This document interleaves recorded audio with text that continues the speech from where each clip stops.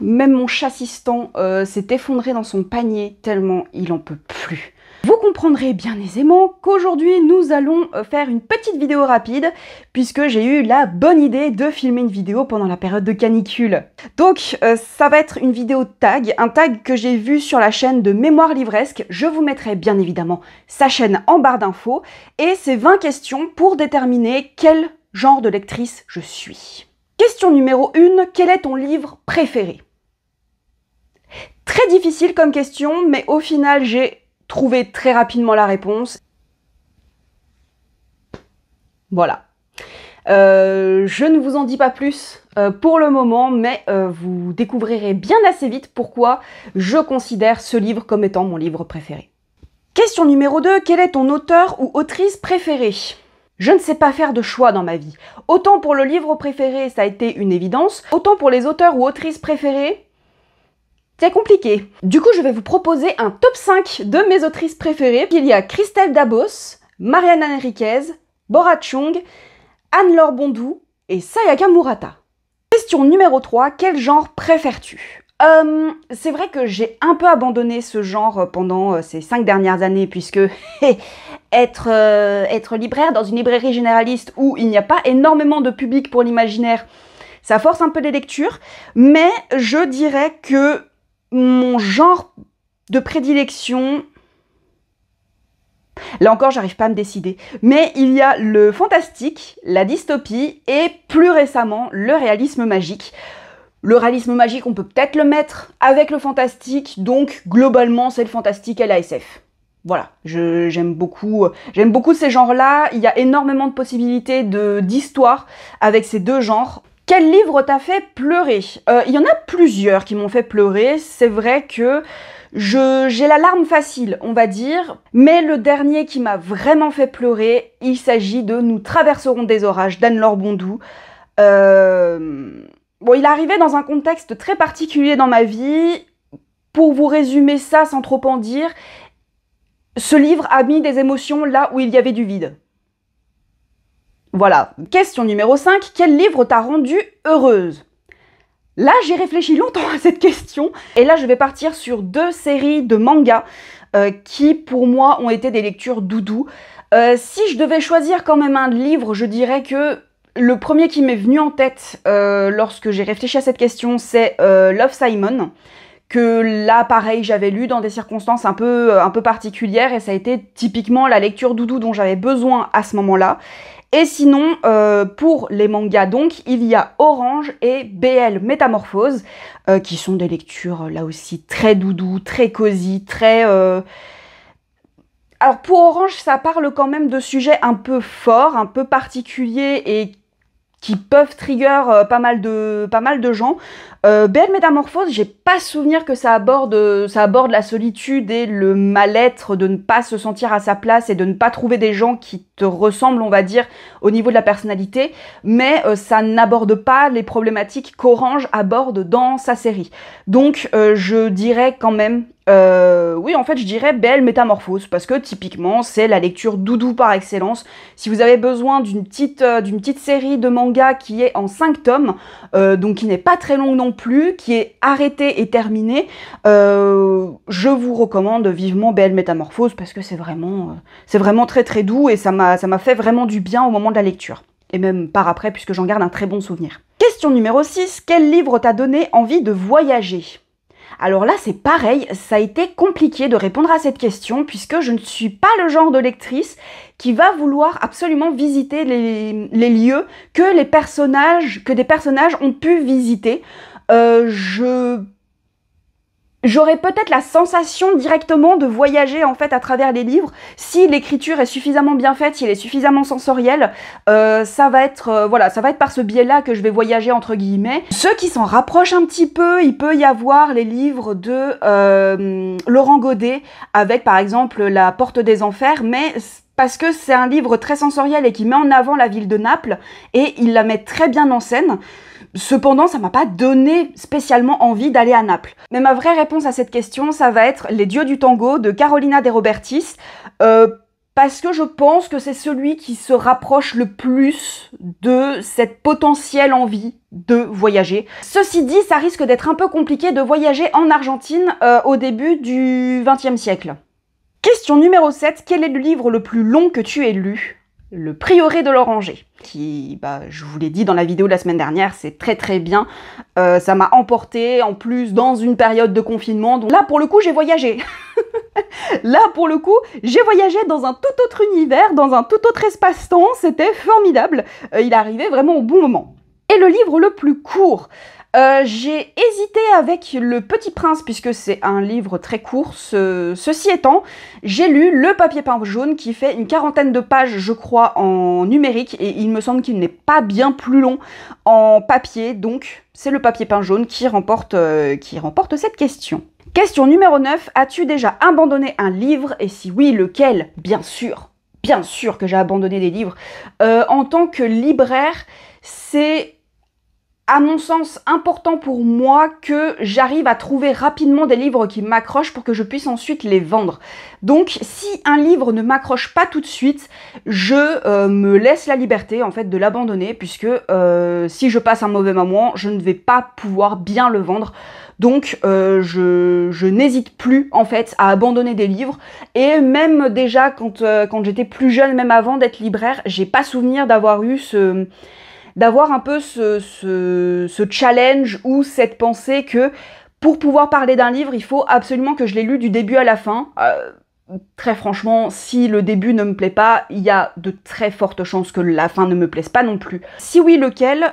Le dernier que j'aurais abandonné, ça m'étonne quand même que je n'en ai pas abandonné en 2024. À mon avis, j'ai pas dû mettre ma fiche livre addict à jour.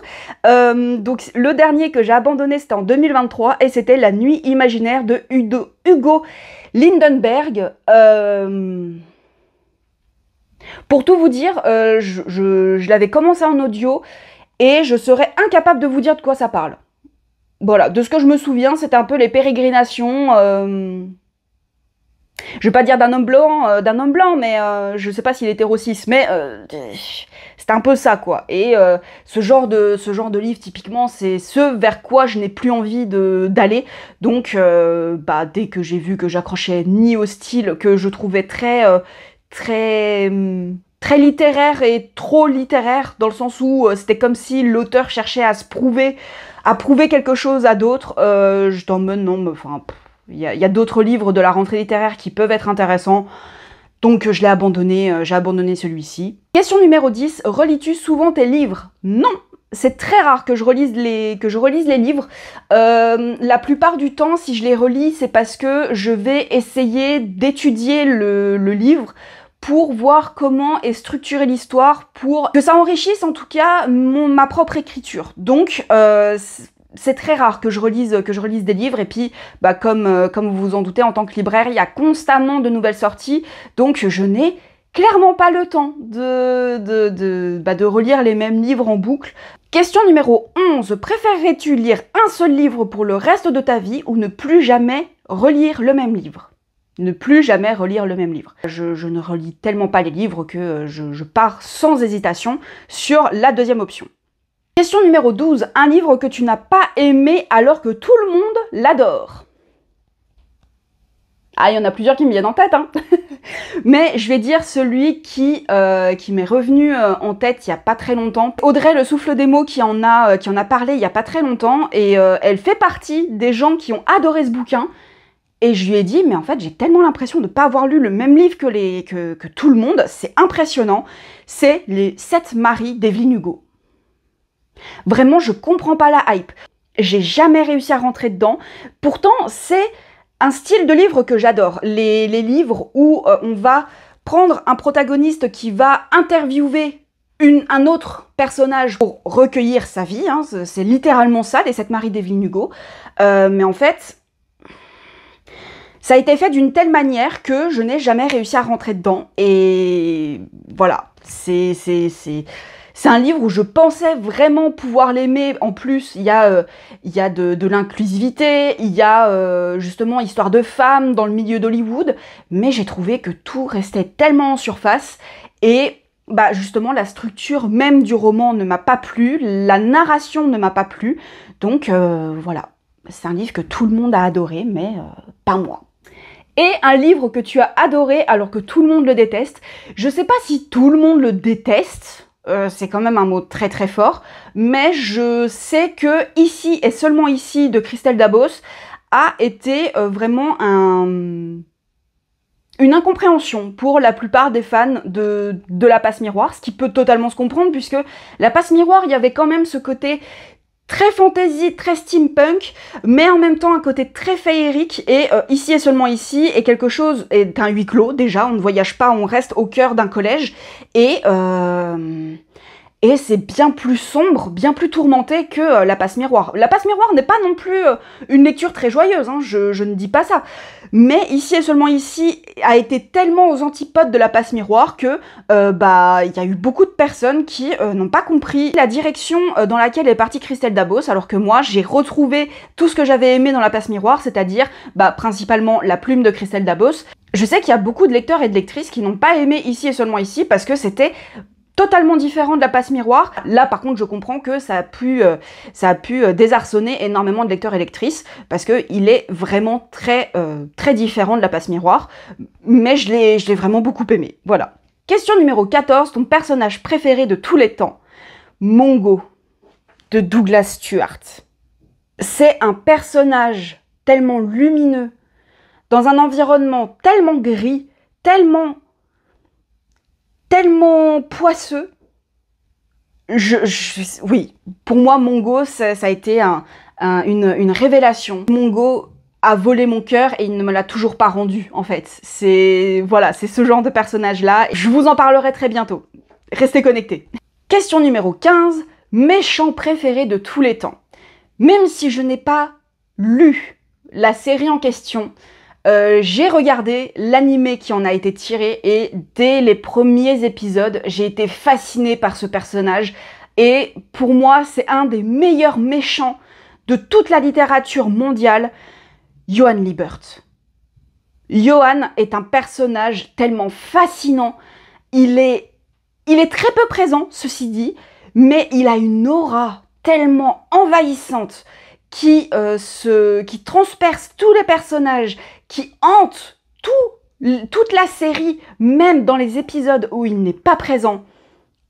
Johann est absolument incroyable et j'adore ce personnage. Vraiment, c'est un méchant fascinant et très complexe également, qui ne parle pas beaucoup, qui est très mystérieux. Bref, c'est un méchant absolument passionnant à suivre.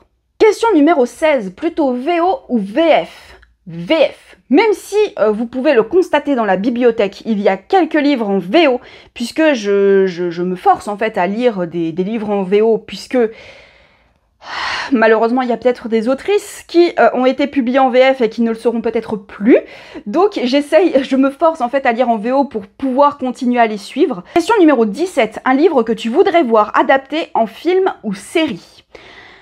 Les deux livres qui me sont venus en tête, ce sont des livres que, paradoxalement, je n'ai pas lus. Mais parce que je sais que je suis très friande des délires de maisons hantées, de maisons bizarres qui sortent de l'ordinaire et qui brouillent la ligne entre la réalité et la folie. Les deux livres qui me sont venus en tête, ce sont La Maison des Feuilles et La Maison dans laquelle. Ce sont des livres qui ne sont pas très joyeux, hein, ça on s'entend, mais je pense qu'en film ou série, ça peut être hyper fascinant à regarder. Des maisons qui sont...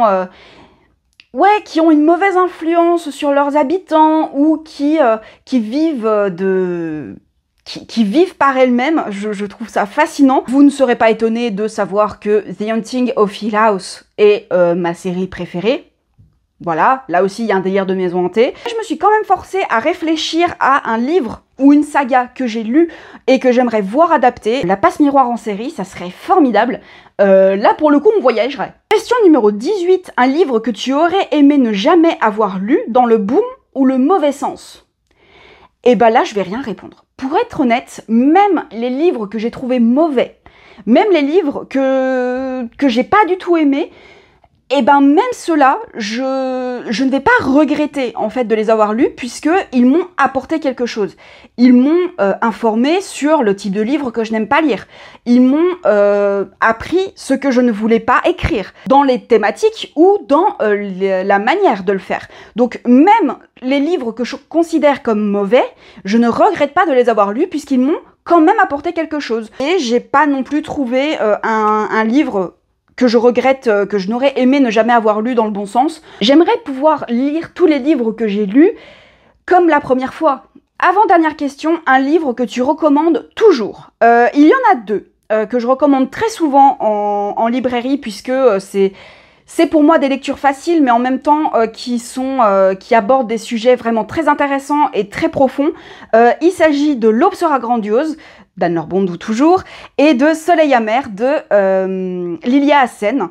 Ce sont deux livres que je trouve qui sont faciles à lire en été. Je les ai bouffés littéralement en été, certes, mais je les ai vraiment lus d'une traite. Lilia Hassen est d'ailleurs une des rares autrices qui arrive à me faire lire un de ses nouveaux livres d'une seule traite.